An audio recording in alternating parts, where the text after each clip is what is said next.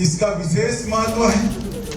हरियाणा की स्थापना 60 के दशक में हुई, तब से अब तक कभी भी कोई भी मुख्यमंत्री लगातार तीसरी बार अपनी पार्टी को विजयी बनाने में सफल नहीं हुआ है। पहली बार हरियाणा में लगातार तीसरी बार भारतीय जनता पार्टी, उसका मुख्य कारण है हमारे प्रधानमंत्री नरेंद्र मोदी जी जब संगठन का काम देखते थे तब हरियाणा के प्रभारी थे। हरियाणा के विकास की जरूरियातें, हरियाणा के जनता का सर्वांगीण विकास, इसके लिए उनके मन में हरियाणा की समस्याओं की समझ उसी वक्त से बनी जब मोदी जी देश के प्रधानमंत्री बने। हरियाणा में भारतीय जनता पार्टी ने अकेले जाने का निर्णय किया और पहली बार पूर्ण बहुमत की भारतीय जनता पार्टी में सरकार बनी। श्री मनोहर जी इसके मुख्यमंत्री बने और मनोहर जी के नेतृत्व में लगभग 9.5 साल सरकार चली।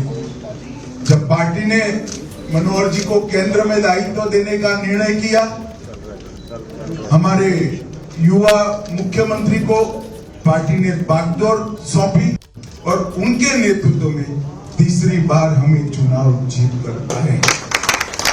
ये चुनाव देश भर के राजनीति के पंडितों के लिए आश्चर्य पैदा करने वाला चुनाव। सबने दिल्ली में एक आकलन लगा दिया था कि इस बार भाजपा की सरकार नहीं बनी, परंतु हरियाणा की जनता का मैंडेट भाजपा के पक्ष में आया।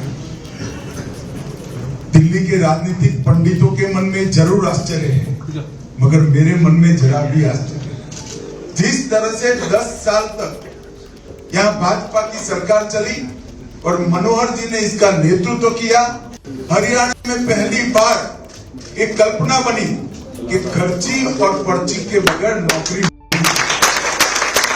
यहाँ के कई सारे दिग्गज नेता मुख्यमंत्री तक नौकरियों के भ्रष्टाचार के कारण जेल में गए। एक बैकग्राउंड में से भारतीय जनता पार्टी ने एक नई कार्य संस्कृति का विकास किया कि खर्ची और पर्ची के बगैर, मतलब करप्शन के बगैर और सिफारिश के बगैर डाकिया आपको अपॉइंटमेंट लेटर दे जाता है। खर्ची और पर्ची वाला जो नारा बुलंद किया था चुनाव के दौरान भी बीजेपी ने, उसका भी जिक्र करते हुए अमित शाह अपने संबोधन में कि वहां पर किस तरीके से बीजेपी ने विश्वास जीता, जनता का भरोसा जीता और यही वजह कि लगातार तीसरी बार वहां बीजेपी की सरकार बन रही है।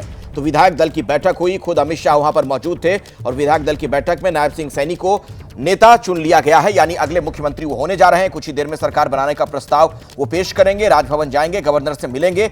नीरज भी मेरे साथ जुड़े हुए। नीरज, थोड़ी देर पहले जो मैं सवाल पूछ रहा था कि नायब सिंह सैनी मुख्यमंत्री होंगे ये तो तय है, लेकिन जो वहां पर बाकी मंत्री होंगे, क्या इस बार कोई बड़ा बदलाव देखने को मिल सकता है?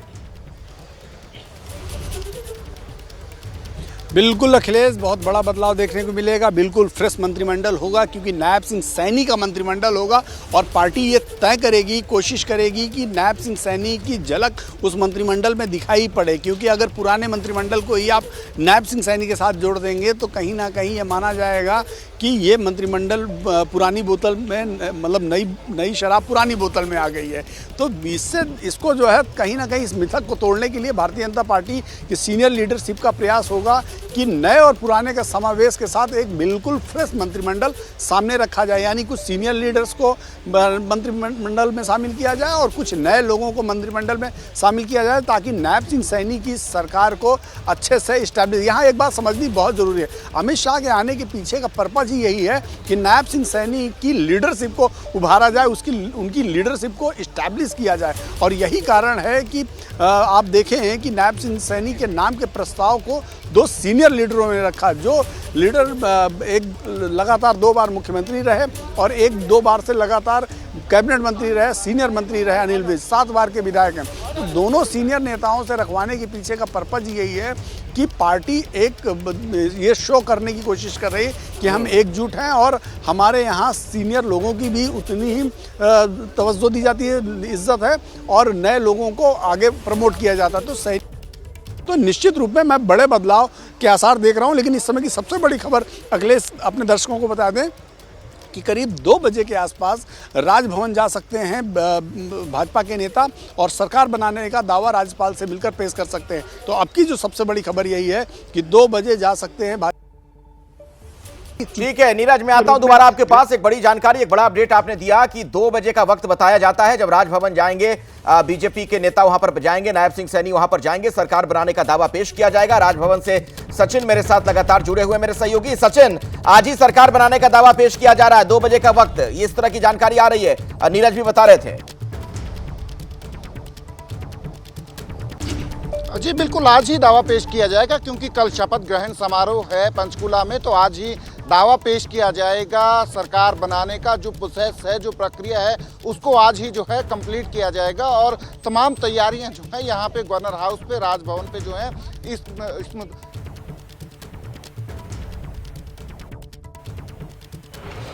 गृह एवं सहकारिता मंत्री और हरियाणा के जो ऑब्जर्वर के नाते आज हम सब का मार्गदर्शन करने के लिए हम सब के बीच में आए हैं। मैं पूरे हरियाणा के लोगों की तरफ से आदरणीय अमित शाह जी का बहुत बहुत स्वागत और धन्यवाद। मुझे बड़ी खुशी है कि हमारे केंद्र ने जो प्रभारी चुनाव और भारतीय जनता पार्टी के संगठन को मजबूती देने के लिए 4 हमारे प्रभारी लगाए। दिन रात उन्होंने इस दिशा के अंदर हम सब का मार्गदर्शन किया कि तीसरी बार हरियाणा में बड़े मैंडेट के साथ हरियाणा के लोगों ने आदरणीय मोदी जी की नीतियों के ऊपर मोहर लगाई है। इसके लिए भी मैं आदरणीय धर्मेंद्र प्रधान जी का दिल से बहुत बहुत धन्यवाद करता हूँ। आदरणीय हमारे विप्लव देव जी और हमारे सतीश पूनिया जी और हमारे सुरेंद्र नागर जी, उनका बहुत बहुत मैं स्वागत करता हूं। और हमारे बीच में अभी हमारे जो इस विधायक दल की चुनाव प्रक्रिया के नाते हमारे बीच में आए हैं, मध्य प्रदेश के हमारे बहुत ही लोकप्रिय मुख्यमंत्री आदरणीय मोहन यादव जी, उन्होंने जो हम सब का मार्गदर्शन किया है, मैं हरियाणा की जनता से की तरफ से इनका भी बहुत बहुत स्वागत और धन्यवाद करता हूँ। मैं धन्यवाद करता हूं आदरणीय मनोहर लाल जी का, मैं धन्यवाद करता हूं आदरणीय राव इंद्रजीत सिंह जी का और आदरणीय कृष्ण पाल जी जो हमारे केंद्रीय मंत्री हैं, तमाम हमारे सांसदगण हरियाणा के उन सब का भी दिल से धन्यवाद करता हूं कि जो दिन रात कड़ी मेहनत करके और हमारी डबल इंजन की सरकार नीतियों को जन जन तक पहुंचाने का काम किया है। और इतना बड़ा विश्वास जो हरियाणा की जनता ने आज तीसरी बार कंटिन्यूटी के अंदर ये भारतीय जनता पार्टी के ऊपर किया है, ये विश्वास ये नरेंद्र मोदी जी की नीतियों का विश्वास है, ये नरेंद्र मोदी जी की ही गारंटी है जिसके ऊपर आज हरियाणा ने विश्वास किया है। और ये प्रण हरियाणा के लोगों ने लिया है कि हम मोदी जी के उस संकल्प को 2047 तक जो विकसित राष्ट्र बनाने का संकल्प आदरणीय मोदी जी ने लिया है, उसको आगे बढ़ाने का हम कार्य करेंगे। आप सबको मैं बहुत बहुत बधाई देता हूं।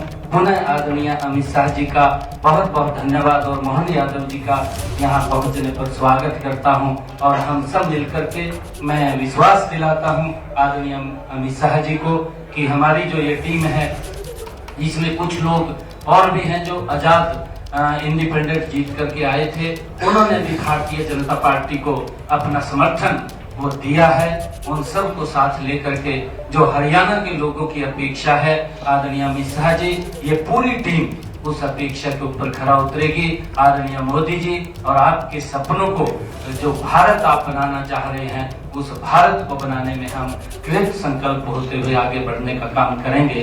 मैं पुनः आप सबका बहुत बहुत स्वागत और धन्यवाद करता हूँ।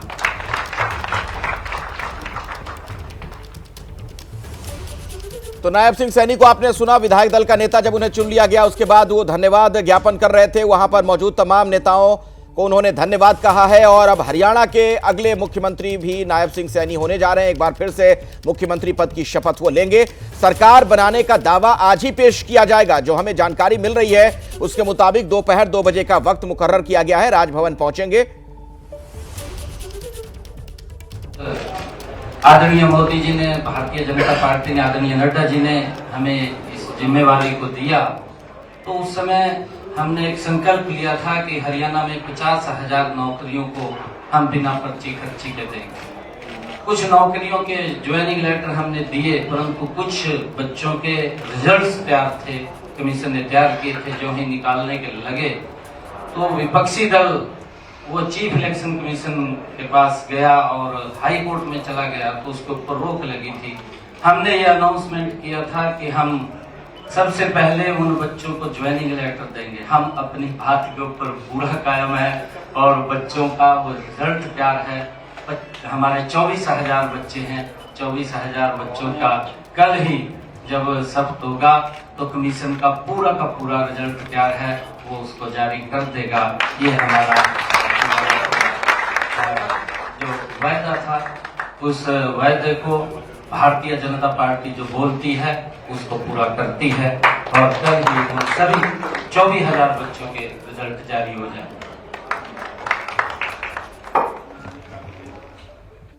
तो आपने सुना नायब सिंह सैनी को, और ये देख रहे हैं तस्वीरें भी। गृह मंत्री अमित शाह खुद आज विधायक दल की बैठक के लिए वहां पर पहुंचे थे। चूंकि जिस तरह की खबरें आ रही थी कि कुछ और नेता भी अपनी महत्वाकांक्षा जाहिर कर सकते हैं, कर रहे थे पिछले दिनों चुनाव के दौरान, खासतौर पर आपने देखा था दबी जुबान में जिस तरह की बातें कही जा रही थी, तो किसी तरह की कोई दिक्कत ना हो, सब कुछ बिल्कुल अच्छे तरीके से हो जाए, संपन्न हो जाए। खुद अमित शाह वहां पर मौजूद रहे बैठक में और नायब सिंह सैनी एक बार फिर से हरियाणा के मुख्यमंत्री बनने जा रहे हैं। हालांकि लगभग ये चीज तय मानी जा रही थी, सिर्फ एक औपचारिकता के तौर पर देखा जा रहा था आज की इस बैठक को। एक बार फिर से सचिन के पास चल लेते हैं। सचिन, राजभवन पहुंचने वाले नायब सिंह सैनी? जी बिल्कुल, तैयारियां पूरी हैं राजभवन पे और नायब सिंह सैनी कुछ देर में यहां पहुंचेंगे और सरकार बनाने का दावा जो है फॉर्मली जो है वो पेश करेंगे, जिसके बाद तमाम प्रक्रिया जो है वो शुरू हो जाएगी सरकार बनाने की। और कल के शपथ ग्रहण की जो तैयारियां जो हैं वो ऑलरेडी चल रही हैं, क्योंकि कल सुबह शपथ ग्रहण है तो उससे पहले ही तमाम प्रक्रिया जो है वो कंप्लीट जो है वो की जाएगी, दावा पेश करने से लेकर जो है। तो अब नायब सिंह सैनी जो है कल से एक बार फिर से हरियाणा के मुख्यमंत्री के तौर पे जो है वो काम करेंगे और उसकी तमाम प्रक्रिया आज ही कंप्लीट जो है राजभवन पे की जाएगी। अच्छा, एक बात और सचिन, जिसका जिक्र थोड़ी देर पहले नीरज भी कर रहे थे, अपने साथ मौजूद है नीरज भी। अब जो इस बार मंत्रिमंडल होगा, क्या उसमें बहुत बड़ा बदलाव होने जा रहा है? क्या एवरेज एज हम कम देखेंगे कैबिनेट में इस बार? जी निश्चित तौर से इस बार जो मंत्रिमंडल होगा उसमें जैसा नीरज कह रहे थे कि ये जो है नायब सिंह सैनी का मंत्रिमंडल होगा, उनकी छाप जो है इसके ऊपर दिखेगी। सबसे पहले ये समझना है हमें कि नायब सिंह सैनी को बतौर मुख्यमंत्री जो है कम समय मिला। मार्च में उनको लगाया गया था बतौर मुख्यमंत्री, जब चेहरे को रिप्लेस किया था हरियाणा में। उसके बाद लोकसभा चुनाव थे, उस वक्त जो है लोकसभा चुनावों के लिए जो है कोड ऑफ कंडक्ट था और उसके बाद 3 महीने के अंदर ही जो है हरियाणा के विधानसभा चुनाव जो है आ गए थे। तो नायब सिंह सैनी को बतौर मुख्यमंत्री जो है काम करने का वक्त जो है वो कम मिला है, पर उसके बावजूद हरियाणा में बीजेपी ने जो है थंपिंग मेजॉरिटी जो है हासिल की है। तो निश्चित तौर से, और दूसरा कारण ये भी है कि लोकसभा चुनावों के बाद ये चुनाव जो है बड़ा महत्वपूर्ण चुनाव था भारतीय जनता पार्टी के लिए और तमाम जो चाहे वो ओपिनियन पोल थे, एग्जिट पोल थे, वो जो है बीजेपी की हालात जो है वो अच्छे नहीं बता रहे थे। बावजूद उसके बीजेपी जो है तीसरी बार सत्ता में आने में यहाँ कामयाब हुई है। तो निश्चित तौर से ये जो मंत्रिमंडल होगा उसमें नायब सिंह सैनी की छाप होगी और एक ट्रांजिशन पीरियड है हरियाणा की बीजेपी में। हम इसको समझ सकते हैं कि ट्रांजिशन फेज है, उसमें जो है अब नए फेसेस जो हैं बीजेपी लीडरशिप में जो हैं वो आएंगे और उनको मंत्रिमंडल में जो है वो जगह भी मिलेगी, क्योंकि बीजेपी इस जीत के साथ अब हरियाणा में बीजेपी नए प्रयोग करने की स्थिति में भी नजर आ रही है, बिल्कुल फ्रंट फुट पर है।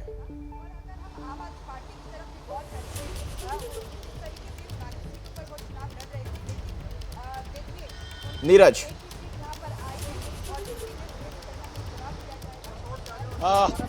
अखिलेश अपना सवाल फिर से दोहराएंगे? मैं ये कह रहा था नीरज आपसे कि ये जो जीत बीजेपी को हम मिली, तीसरी बार लगातार सत्ता में भारतीय जनता पार्टी, इससे एक मजबूती वहां पार्टी को मिली है और मुझे लगता है कि आने वाले दिनों के लिहाज से, भविष्य की राजनीति के लिहाज से बीजेपी कुछ एक्सपेरिमेंट्स, कुछ प्रयोग करने की स्थिति में भी वहां पर है। देखिए अखिलेश, निश्चित रूप में ये तीसरी बार जब सरकार किसी भी पार्टी की बनती है तो उसका उत्साह बढ़ ही जाता है और आगे फ्यूचर में इसको और सस्टेन रखें, इसके लिए कोई भी पार्टी अलग अलग प्लानिंग करती है। भाजपा तो ऐसी पार्टी है जिसे चुनावी मशीन कहा जाता है और वो प्रयोग करने में हमेशा माहिर माने जाते हैं। आप किसी भी राज्य में उठाकर देखें, उत्तराखंड में देखिए, जब धामी को बनाया गया था मुख्यमंत्री, तो धामी की मुख्यमंत्री बनने के बाद उनका जो कैबिनेट था वो धामी का कैबिनेट था। हारने के बाद भी उन्हें मुख्यमंत्री बनाया गया था और उसके बावजूद उनको पूरा मौका दिया गया काम करने के लिए और उनके हिसाब से मंत्रिमंडल दिया गया। इसी तरह आप देखें तो चाहे कर्नाटक का मामला रहा हो, चाहे हिमंता बिस्वा शर्मा का मामला रहा हो या मोहन यादव का मामला रहा हो, भजन लाल शर्मा अभी हाल ही में राजस्थान में बने। तो भाजपा हमेशा नए नए प्रयोग करती रहती है। हरियाणा भी उसी प्रयोगशाला का एक अंग है। मैं आपको बता दूं कि हरियाणा में नायब सिंह सैनी को भले ही कम समय मिला हो, लेकिन भारतीय जनता पार्टी चुनाव लड़ रही थी और भारतीय जनता पार्टी एक ऐसी पॉलिटिकल पार्टी है जो हर चीज़ के लिए प्लानिंग बना कर रखती है। उसको मालूम था कि चुनाव हम जीतेंगे तो कैसे क्या क्या आगे कर। फाइनल है, थोड़ी देर बाद मंत्रिमंडल की भी तस्वीर साफ हो जाएगी और कल कितने मंत्री पद लेंगे। आपके ऑडियो में दिक्कत आ रही है नीरज, मैं कोशिश करूंगा कि दोबारा फिर हम आपसे बात कर सकें। फिलहाल ये तस्वीरें देखिए, मनोहर लाल खट्टर वहां पर किस तरीके से गुलदस्ता दे रहे थे नायब सिंह सैनी को, फूलों का गुलदस्ता देकर उन्होंने उनका स्वागत किया। और थोड़ी देर पहले विधायक दल की बैठक संपन्न हो गई है जिसमें सर्वसम्मति के साथ नायब सिंह सैनी को एक बार फिर से वहां पर विधायक दल का नेता चुन लिया गया है, यानी अगले मुख्यमंत्री वो बनने जा रहे हैं। और आपको यह भी बता दें कि दोपहर 2 बजे के आसपास राजभवन वो पहुंचेंगे और वहां पर गवर्नर से उनकी मुलाकात होगी, सरकार बनाने का दावा पेश कर दिया जाएगा। अभी एक बड़ी खबर आ रही है, झारखंड में एनडीए का सीट फॉर्मूला लगभग तय हो गया है। बीजेपी यहां पर 69 सीटों पर लड़ सकती है चुनाव। सूत्र हमें जानकारी दे रहे हैं कि एजेएसयू को 9 सीटें दी जा सकती हैं और जेडीयू को 2 सीट संभव है। चिराग पासवान की पार्टी को 1 सीट देने की संभावना है। तो ये पूरा जो फॉर्मूला है और विस्तार से जानते हैं इसके बारे में, मेरे साथ अंकित गुप्ता मौजूद है, मेरे सहयोगी। अंकित। जी बिल्कुल अखिलेश, देखिए पिछले जो कुछ दिनों से लगातार चर्चा चल रही थी और अभी जैसे हमको सूत्रों से जानकारी मिली है कि झारखंड में सीट फॉर्मूला लगभग तय इसको माना जा सकता है और जो अभी आपने जो आंकड़े बताए हैं कमोवेश इसी पर जो है लगभग सहमति बनती नजर आ रही है। हालांकि जो सहयोगी दल हैं बीजेपी के, उनकी कोशिश जरूर है कि उनको अगर 1-2 सीटें एक्स्ट्रा मिल सकती हैं तो उस पर सहमति बन जाए। लेकिन फिलहाल अगर हम आज की तारीख में बात करें तो आपने जैसा आंकड़ा बताया है, यानी कि साफ तौर पर बीजेपी 69, आजसू 9 सीटों पर, उसके अलावा जेडीयू को 2 और चिराग पासवान की पार्टी को 1 सीट पर समझौता ये हो सकता है। लेकिन फिर दोहरा रहा हूं, अभी अंतिम दौर की जो बातचीत है वो जरूर चल रही है, लेकिन जो जानकार हैं वो यही बता रहे हैं, जो हमारे सूत्र हैं वो यही बता रहे हैं कि कमोवेश इसी पर लगभग समझौता फाइनल हो सकता है और जल्द ही हो सकता है। तमाम जो है जो राजनीतिक दल, जो सहयोगी दल हैं, उनकी तरफ से भी और बीजेपी की तरफ से सीटों का ऐलान। जी चलिए, शुक्रिया अंकित इस जानकारी के लिए। लेकिन क्या चिराग पासवान भी मान जाएंगे, ये सवाल अभी बना हुआ है। शंघाई सहयोग संगठन की बैठक में बिना नाम लिए भारत के विदेश मंत्री एस जयशंकर ने पाकिस्तान पर हमला बोला है। जयशंकर ने कहा कि व्यापार समेत आपसी सहयोग के सभी मुद्दों पर आगे बढ़ने के लिए यह जरूरी है कि जब तीनों बुराइयों आतंकवाद, अलगाववाद और कट्टरवाद से बचा जाए। अगर आपसी सहयोग में भरोसा नहीं हो, अच्छे पड़ोसी की भावना गायब हो, तो हमें इस पर आत्मचिंतन करना चाहिए और जरूरी कदम उठाने चाहिए। तो बेहतर रिश्ते के लिए बहुत जरूरी है कि भरोसा हो। सीधे मैं आपको इस्लामाबाद ले चलता हूं। इस बैठक से जुड़ी खबर आप तक पहुंचा रहे हैं मेरे सहयोगी आशीष कुमार सिंह और इस वक्त हमारे साथ मौजूद भी हैं। आशीष, अपने संबोधन में क्या कुछ और जयशंकर ने कहा, एस जयशंकर ने, और उसका अर्थ क्या निकाला जाए, क्या संदेश वो दे रहे हैं? देखिए, बाकी बातों की बात करूं तो जो चार्टर में शामिल है, चाहे वो एनवायरनमेंट का मुद्दा हो, चाहे ट्रेड का मुद्दा हो या फिर इकोनॉमिक कोऑपरेशन हो, काउंटरिंग टेरर हो, इन सभी मुद्दों को टच अपॉन किया डॉक्टर जयशंकर ने और कहा कि इन सब पर कमिंग टुगेदर की ज़रूरत है, मीटिंग ऑफ माइंड्स की ज़रूरत है और वो मुझे लगता है जॉइंट स्टेटमेंट में रिफ्लेक्ट भी होगा। लेकिन 2 मुख्य बातें थी जिसका जिक्र अखिलेश आप कर रहे हैं, जो सबसे मुखर तरीके से उन्होंने कहा, हालांकि नाम नहीं लिया उन्होंने, लेकिन बिल्कुल क्लियरली मैसेजिंग था, पाकिस्तान को सख्त संदेश था कि चाहे वो टेररिज्म का इशू हो, चाहे वह एक्सट्रीमिज्म का इशू हो या फिर सेपरेटिज्म का इशू, अगर आप इसको थ्राइव होने के लिए होने देंगे और अगर इसको बार बार आप सपोर्ट करेंगे तो फिर रिश्ते बेहतर नहीं हो सकते और इस तरह की ग्रुपिंग में आकर के तमाम तरीके की बड़ी बातों का करने का कोई फिर उसका कोई मकसद अचीव नहीं किया जा सकेगा। इसके अलावा उन्होंने चाइना को भी क्लियर कट साफ तौर पर संदेश दिया, चाहे वो सीपेक का मामला हो, चाहे फिर जिस तरह से चाइना अपनी एक्सपेंशनिस्ट पॉलिसी के तहत भारत के कई इलाकों को कब्जे करने की कोशिश कर रहा था, जिसको भारत ने बाद में चाइना से छुड़ाया भी, उसको भी उन्होंने बिल्कुल दो टूक शब्दों में कहा कि टेरिटोरियल इंटेग्रिटी की अगर आप ध्यान नहीं रखेंगे तो फिर एससीओ जैसे जो मल्टीलैटरल फोरम्स हैं उनका कोई महत्व नहीं रह जाएगा। तो यहाँ पर आकर के बड़ी बात यह भी है कि वो कहाँ बोल रहे थे अखिलेश, वो बोल रहे थे जब 10 साल बाद भारत का विदेश मंत्री इस्लामाबाद आया है, एससीओ में शामिल होने के लिए प्रधानमंत्री मोदी का वो प्रतिनिधित्व कर रहे हैं और यहाँ पर आकर के जब क्लियर कट मैसेजिंग उन्होंने पाकिस्तान और चाइना को किया है तो मुझे लगता है डिप्लोमेटिकली अपने आप में बहुत बड़ी बात है। आप हमारे साथ जुड़े रहिए आशीष, मैं दोबारा भी लौटूंगा आपके पास। दरअसल बिना नाम लिए भारत के विदेश मंत्री एस जयशंकर ने चीन को भी घेरा। उन्होंने कहा कि आपसी सहयोग का आधार एक दूसरे का सम्मान और बराबरी का होना चाहिए, सबकी संप्रभुता का सम्मान होना चाहिए, एक तरफा एजेंडे के हिसाब से नहीं। तो चीन का नाम तो उन्होंने नहीं लिया, लेकिन चीन के लिए ही ये नसीहत। आशीष, जिस तरीके से हमने देखा है और चीन की शुरू से विस्तारवादी नीति रही है, तो उसको एक तरीके से कड़े शब्दों में एस जयशंकर ने इस मंच से एक नसीहत देने का काम किया है और बड़ा सिग्निफिकेंट है अखिलेश, ऐसे वक्त पर जब हम ये स्पेकुलेट कर रहे हैं, इस तरह के राइट नॉइजेस भी सुनने को मिल रहे हैं कि भारत और चाइना के बीच में बॉर्डर डिस्प्यूट्स जो पेंडिंग है, देपसोंग हो चाहे देमचौक हो, उसको लेकर के कुछ फॉरवर्ड मूवमेंट हुई है और इस बात की बड़ी गुंजाइश है कि 22 से 24 अक्टूबर के दौरान जब प्रधानमंत्री मोदी खुद रशिया का दौरा करते हैं ब्रिक्स समिट में हिस्सा लेने के लिए, तो संभव है कि शी जिनपिंग के साथ उनकी कोई द्विपक्षीय बातचीत हो। ऐसे मूवमेंट पे चंद दिनों पहले इस्लामाबाद में डॉक्टर जयशंकर का ये बात कह देना, ये बिल्कुल क्लियरली ट्रांसपेरेंट तौर पर दिखाता है कि भारत का पोजीशन बिल्कुल क्लियर है कि चाइना के साथ रिश्ते तभी सामान्य हो सकते हैं जब चाइना टेरिटोरियल इंटेग्रिटी का ध्यान रखे और अपनी जो एक्सपेंशन की उसकी नीति है उस पर कदम वापस खींचे। और ख़ास करके अगर चाइना इस तरह के कदम उठाने के लिए राज़ी होगा तो संभव है कि आने वाले दिनों में प्रधानमंत्री और शी जिनपिंग की वो बड़ी मुलाकात भी हो सके। उसके पहले उनका ये बोल देना बिल्कुल क्लियर कट मैसेजिंग है और जैसा मैंने पहले भी आपको कहा कि इसके माध्यम से उन्होंने स्पष्ट कर दिया है कि ऐसे मल्टीलैटरल फोरम्स का भी कोई मतलब नहीं रह जाएगा अगर इन कोर इश्यूज़ को एड्रेस नहीं किया जाता है। तो आशीष, क्या ये माना जाए, जब भी कूटनीति की बात होती है ना, तो एक बात जो बार बार कही जाती है, बहुत ही मशहूर कहावत भी है कि हम पड़ोसी नहीं बदल सकते हैं। तो ये सच्चाई है कि ये हमारे पड़ोसी हैं, तो इनसे संबंधों को कैसे ठीक किया जाए, इनको सच्चाई से वाकिफ करवाते हुए, सही बात बताते हुए, इसी दिशा में ये कदम जयशंकर का माना जाएगा।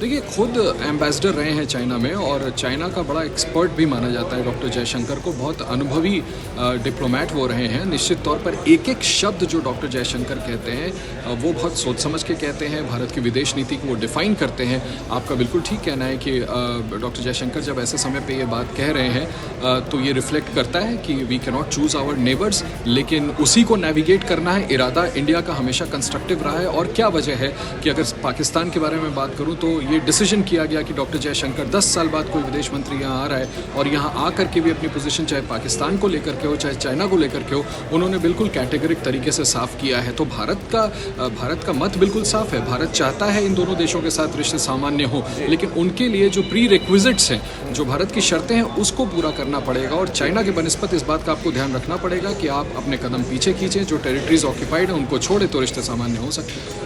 बहुत बहुत शुक्रिया विस्तार से जानकारी दर्शकों तक पहुंचाने के लिए आशीष आपका। और अब बात कर लेते हैं पराली जलाए जाने से हो रहे वायु प्रदूषण की, जिसे लेकर आज सुप्रीम कोर्ट ने पंजाब और हरियाणा सरकार को जमकर फटकार लगाई है। पराली जलाने वालों पर सख्ती नहीं बरतने से सुप्रीम कोर्ट नाराज है। पंजाब और हरियाणा सरकार को सुप्रीम कोर्ट ने फटकार लगाई। पंजाब हरियाणा के मुख्य सचिवों को सुप्रीम कोर्ट ने तलब किया। मुख्य सचिवों को 23 अक्टूबर को पेश होने के लिए कहा गया है। CAQM जिम्मेदार अफसरों पर कानूनी कार्रवाई करे, यह भी कहा सुप्रीम कोर्ट ने। और दोनों ही राज्यों के जो बड़े अधिकारी हैं, चीफ सेक्रेटरी, उन्हें तलब किया गया है। 23 तारीख को कहा गया है, 23 अक्टूबर को कि आप पेश हो अदालत में। तो आप देख रहे हैं प्रदूषण को लेकर सुप्रीम कोर्ट का बहुत ही सख्त रवैया देखने को मिल रहा है। CAQM जिम्मेदार अफसरों पर कानूनी कार्रवाई करे, यह कहा सुप्रीम कोर्ट ने। तो पराली जलाने की घटना, और आपको पता है कि हर साल इसी समय वायु प्रदूषण की वजह से किस तरीके से गैस चैम्बर में तब्दील हो जाती है दिल्ली, आसपास के तमाम जो और भी शहर हैं वहां का बुरा हाल होता है, तब बड़ी बड़ी बातें कही जाती हैं हर पार्टी की तरफ से, विभिन्न सरकारों की तरफ से। लेकिन आप देखते हैं कि हर साल स्थितियां वही आ जाती हैं एक बार फिर से। और ऐसे में अब सुप्रीम कोर्ट का रुख बहुत ही सख्त। 23 अक्टूबर को कहा गया है दोनों राज्यों पंजाब और हरियाणा के चीफ सेक्रेटरी को कि आप अदालत में आइए, पेश होइए। तलब किया गया है इन्हें। और यह सियासी मामला नहीं, पराली को लेकर कुछ नहीं किया जा रहा है, यह कहा सुप्रीम कोर्ट ने सीधे तौर पर फटकार लगाते हुए। ये कोई पॉलिटिकल मैटर नहीं है, पराली को लेकर कुछ नहीं किया जा रहा है। और आप भी देखते हैं कि जब भी प्रदूषण से बुरा हाल हो जाता है दिल्ली एनसीआर का, तो जो आसपास के राज्य हैं, जो सरकारें हैं, उनकी तरफ से बातें तमाम कही जाती हैं, लेकिन कोई भी ठोस कदम नहीं उठाया जाता है उसके बाद। हमारे साथ निपुण सहगल इस वक्त मौजूद हैं इसी खबर पर, और ज्यादा जानकारी उनसे लेते हैं। निपुण, कुल मिलाकर जो एक बड़ी बात नजर आ रही है कि सुप्रीम कोर्ट अब बहुत सख्त है इस मामले में। बिल्कुल, सुप्रीम कोर्ट बहुत सख्त है। सुप्रीम कोर्ट ने पंजाब सरकार ने एक बार फिर कहा कि हमें 1 सप्ताह दीजिए, आपको असर दिखेगा, हम कुछ करके दिखाएंगे। सुप्रीम कोर्ट ने कहा कि आपको बहुत समय दे दिया, अब हमारे पास समय नहीं है, हम और समय नहीं दे सकते हैं। आपके मुख्य सचिव को कहिए कि 23 अक्टूबर को हमारे सामने पेश हो। हरियाणा सरकार से भी यही कहा सुप्रीम कोर्ट ने। और सुप्रीम कोर्ट ने ऐसा कहा क्यों?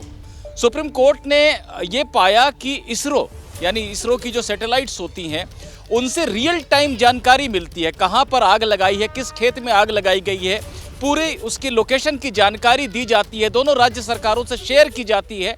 लेकिन इनके अधिकारी जब वहां पहुंचते हैं तो वो बही खाते में अपने दर्ज कर देते हैं कि घटनास्थल पे हमको कुछ भी ऐसा नहीं मिला, जबकि सैटेलाइट वो दिखाता है। तो सुप्रीम कोर्ट का कहना था कि ऐसा लगता ही नहीं है कि आप लोगों की कार्रवाई करने की कोई मंशा है, आप दिखावे के लिए कुछ लोगों पे थोड़ा बहुत जुर्माना लगा देते हैं, जबकि कानून में बहुत सख्त प्रावधान है, आप इसका पालन नहीं कर रहे हैं। CAQM का गठन हुआ था 2021 में, हमने बनाया था इसे। CAQM ने आपको 3 साल में कई बार निर्देश भेजे, हर निर्देश की आपने उपेक्षा कर दी। ऐसे में आप व्यक्तिगत रूप से पेश हों और हमें बताएं। पंजाब के एडवोकेट जनरल से तो सुप्रीम कोर्ट ने यह तक कह दिया कि अगर आपके चीफ सेक्रेटरी किसी के कहने पर काम नहीं करते तो हमें उसका नाम बताइए, हम उसे भी पेश करने होने के लिए बोलेंगे। यानी सीधे सीधे राजनीतिक दखल अंदाजी या राजनीति के चलते कार्रवाई न होने की तरफ कोर्ट का इशारा था। निपुण, हर साल हम लोग देखते हैं कि ये जो अक्टूबर, नवंबर, दिसंबर का महीना होता है, किस तरीके के बुरे हालात दिल्ली एनसीआर में हो जाते हैं। गैस चैम्बर में तब्दील हो जाती है दिल्ली, लोगों को सांस लेने में दिक्कतें होने लगती हैं, बीमार बच्चे परेशान हो जाते हैं, त्रस्त हो जाते हैं। उस वक्त बड़ी बड़ी बातें हर सरकार करती है, चाहे केंद्र की सरकार हो, दिल्ली की सरकार हो, आसपास के राज्यों की सरकारें हो, लेकिन नतीजा वही देखते हैं, ढाक के 3 पात। क्या ये एक बड़ी वजह है कि अब सुप्रीम कोर्ट को लग रहा है कि नहीं, अब सख्ती तो बरतनी ही पड़ेगी, तभी कुछ हल निकलेगा इसका? बिल्कुल, सुप्रीम कोर्ट को ऐसा लग रहा है। और मैंने पिछले कई सालों में प्रदूषण से जुड़े मामले की हर साल इसी दौरान बड़ी गर्मी आती है और उसको कवर किया है। हर बार मैंने देखा है कि किसानों के प्रति एक नर्म रवैया कोर्ट का होता है। कभी दिवाली के पटाखों पर ठीकरा फूटता है, कभी गाड़ियों से होने वाले, कभी उद्योगों से होने वाले प्रदूषण का नाम लगाया जाता है, लेकिन जब किसानों की बात आती है तो कोर्ट भी थोड़ा नर्म दिखाई पड़ता है। और राज्य सरकारें तो खैर नर्म है ही, क्योंकि एक बड़े वोट बैंक का सवाल है, किसानों पर कार्रवाई वो कैसे कर सकते हैं। ये पहला साल है जहां पर सुप्रीम कोर्ट बार बार ये पूछ रहा है कि पराली जलाने वालों पे आप क्या कार्रवाई कर रहे हैं। सीधे सीधे नाम लेकर स्टबल बर्निंग की बात की जा रही है और राज्य सरकारों से कहा जा रहा है कि आपकी राजनीतिक ज़रूरतें होंगी, लेकिन कोर्ट की ऐसी कोई ज़रूरत नहीं है। जो कानून में प्रावधान दिए गए हैं उसके तहत आप कार्रवाई क्यों नहीं करते हैं? दोनों राज्यों के मुख्य सचिव पेश हों और हमें बताएं। बिल्कुल, तो अभी की बड़ी खबर आपको बता दें कि सुप्रीम कोर्ट का बहुत ही सख्त रवैया देखने को मिल रहा है इस मामले में, और पंजाब और हरियाणा दोनों राज्यों के मुख्य सचिवों को भी तलब किया गया है। निपुण को आप सुन रहे थे, वो आपको बता रहे थे कि 23 अक्टूबर को इन्हें पेश होने के लिए कहा गया, दोनों चीफ सेक्रेटरी को। इस बड़ी खबर पर हमारी नजर बनी रहेगी, कुछ और अपडेट होगा तो आप तक वो जानकारी भी हम पहुंचाएंगे। महाराष्ट्र में चुनाव की तारीखों का ऐलान होने के साथ ही सियासी तापमान बहुत बढ़ गया है। हर सियासी दल अपनी जीत का दम भर रहे हैं और विरोधी की हार का दावा। कांग्रेस के बड़े नेता हैं छत्तीसगढ़ के पूर्व सीएम और महाराष्ट्र के पर्यवेक्षक भूपेश बघेल। उन्होंने महायुति सरकार पर हमला बोला। महाराष्ट्र कांग्रेस पर्यवेक्षक भूपेश बघेल का बयान सामने आया कि जनता महायुति की सरकार उखाड़ फेंकेगी। महाराष्ट्र में भ्रष्टाचार की पराकाष्ठा है, ये भूपेश बघेल कह रहे हैं। चुनाव में बीजेपी की तरफ से खेलती है एजेंसियां, चुनाव आयोग पर भी निशाना साधा भूपेश बघेल ने। ईवीएम की बैटरी पर भी सवाल उन्होंने खड़े किए। भूपेश बघेल जी हमारे साथ हैं, छत्तीसगढ़ के पूर्व मुख्यमंत्री, वरिष्ठ पर्यवेक्षक आपको पार्टी ने बनाया है। क्या रणनीति रहने वाली है महाराष्ट्र को लेकर कांग्रेस? देखिए, महाराष्ट्र में ये जो महायुति की जो सरकार है वो जनता उखाड़ फेंकने के लिए तैयार है। जिस प्रकार से भारतीय जनता पार्टी ने शिवसेना का तोड़ा, जिस प्रकार से शरद पवार के एनसीपी को तोड़ा, और जिस प्रकार से इसके शासन में जो भ्रष्टाचार बढ़ा है, और भ्रष्टाचार का पराकाष्ठा ये है कि शिवाजी की मूर्ति तक गिर गई, तो जनता उखाड़ फेंकना चाहती है इस सरकार को। और इसके लिए जो उद्धव ठाकरे जी के शिवसेना है, शरद पवार जी के एनसीपी है और कांग्रेस पार्टी, सभी लोग मिल के लड़ेंगे और सफलता मिलेगी। हरियाणा में भी आप लोग ये कह रहे थे कि जनता तैयार है सरकार को उखाड़ फेंकने के लिए, लेकिन हमने देखा कि जीती हुई बाजी कांग्रेस हार गई। अब वो गलती महाराष्ट्र में नहीं होगी, इसके लिए आप लोग क्या विशेष कदम उठा रहे हैं? पाकिस्तान में एक क्रिकेट जब होता था पहले, अब तो इंटरनेशनल एम्पायर होते हैं, पहले उसी देश के एम्पायर होते थे, वहाँ 13 खिलाड़ी खेलते थे। उसी प्रकार से हरियाणा में भी भारतीय जनता पार्टी तो लड़ी ही, उसके साथ एजेंसियां भी लड़ी, और उसका परिणाम आप देखेंगे कि 99% बैटरियां रिचार्ज रही। तो ये कैसे संभव हो सकता है? और एक नहीं, 25 विधानसभा कम से कम ऐसे हैं जहां दर्जनों ईवीएम मशीन की बैटरी 99% चार्ज थे। तो आप इसको किस रूप में देखते हैं? और जो इलेक्शन कमीशन का जो उसका जवाब है ये है कि वो अपने आप हो जाता है। ये चमत्कार केवल इलेक्शन कमीशन ही कर सकती है। सर, एक अहम बात यह कि टिकट डिस्ट्रीब्यूशन एक बड़ा पेचीदा मामला है। महाराष्ट्र में 3 बड़ी पार्टियां हैं, कब तक ये टिकटों का ऐलान हो जाएगा और चेहरा कौन होगा महाराष्ट्र में अपोजिशन की तरफ से सीएम पद का? महाविकास आघाड़ी है, उनके बीच सीट शेयरिंग होगी। उसके बाद जो सीट मिलेगी उसके प्रदेश इलेक्शन कमेटी है, उसमें बात आएगी। फिर स्क्रीनिंग कमेटी है, फिर सीईसी है। मुख्यमंत्री का चेहरा क्या आप लोग चुनाव ये तो बहुत ऊपर स्तर की बात है, मेरे स्तर की बात नहीं है।